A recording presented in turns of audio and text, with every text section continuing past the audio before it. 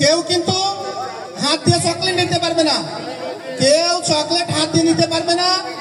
সবাই চকলেট কিন্তু আমাদের যখনই বাঁশি পড়বে তখনই তোমরা দৌড় শুরু করবে, যখনই বাঁশি শুরু পড়বে তখনই দৌড় শুরু করবে। সবাই রেডি? সবাই রেডি? আমরা বাঁশি দিলে দৌড় শুরু হবে।